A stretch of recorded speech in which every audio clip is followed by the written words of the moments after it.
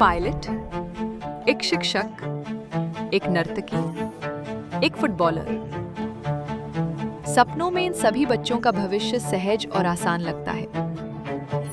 बस एक कदम और आप उड़ान भर लेते हैं, लेकिन ये एक अधूरी सांस है। एक ऐसी सांस जो देर से आती है, एक ऐसा दिल जो जीवन शुरू होने से पहले ही शरीर को धीमा होने के लिए कहता है। अनुमान है कि हर साल 2,50,000 बच्चे जन्मजात हृदय रोग के साथ पैदा होते हैं। इनमें से 75% बच्चों की मृत्यु केवल इसलिए हो जाती है क्योंकि उनके पास जन्मजात हृदय रोग के इलाज के लिए वित्तीय संसाधन या सुविधाएं उपलब्ध नहीं होती। जेनेसिस फाउंडेशन ठीक उसी अंतर को भरने के लिए मौजूद है, निदान और नियति के बीच। 25 वर्षों से अधिक समय से एक रास्ता बनाते हुए जेनेसिस फाउंडेशन के लिए वास्तविक प्रेरणा हमारे दूसरे बच्चे को खोना था। हमने इसे 2001 में स्थापित किया, लेकिन वास्तव में संचालन 2010 तक शुरू हुआ। हमारा नारा है, नन्हे दिलों को बचाना।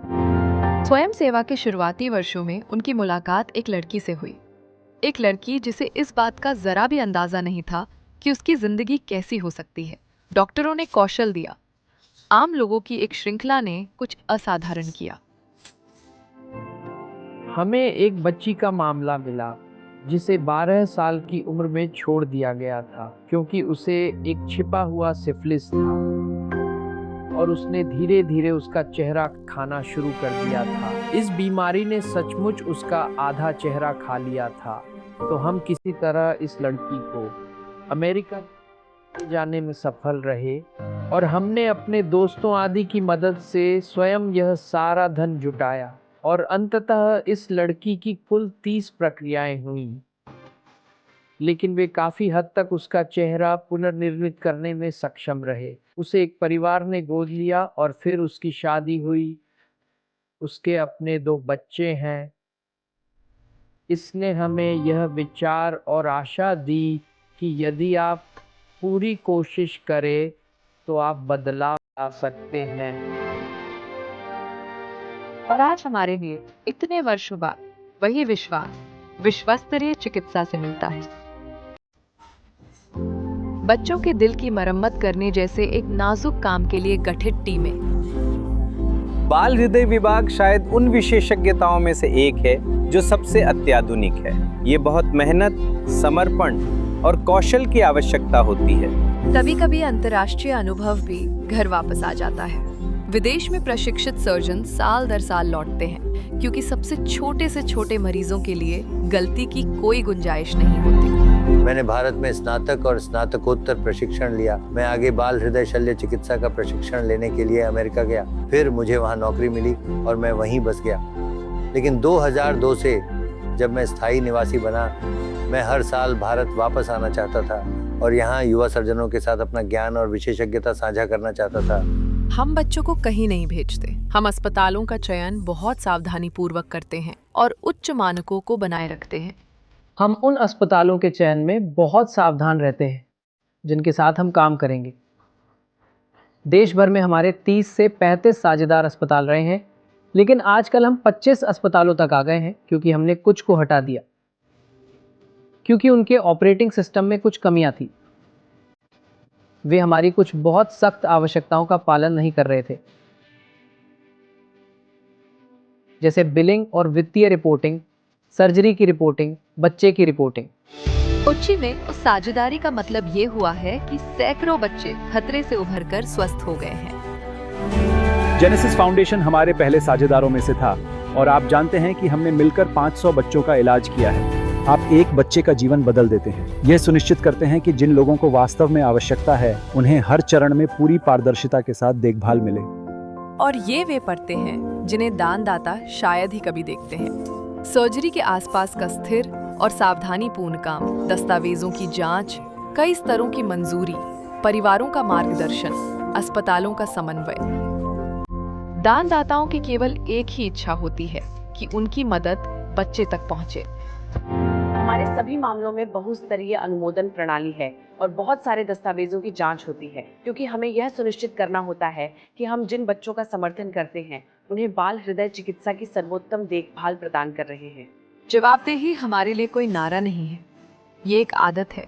हम सुनिश्चित करते हैं कि पूरे प्रक्रिया के दौरान सभी परिवार सहज महसूस करें और निश्चित रूप से हमारी सभी दानदाता आवश्यकताएं पूरी हों। हम उपचार के बाद भी अपने सभी बच्चों पर नजर रखते हैं, क्योंकि प्रभाव का मतलब सिर्फ वार्ड से बाहर निकलना नहीं है, बल्कि बच्चे का जीवन में वापस लौटना है।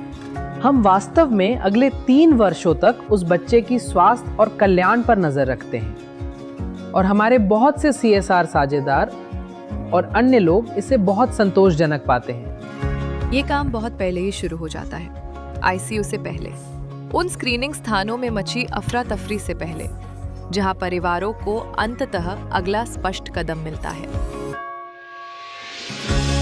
स्क्रीनिंग कैंप आयोजित करके आप मूल रूप से उन्हें एक ऐसी जगह दे रहे हैं जहां वे अपने बच्चों के साथ आ सकते हैं, और जिन बच्चों को उपचार की आवश्यकता होती है उन्हें फिर एक उच्च केंद्र में भेजा जाता है।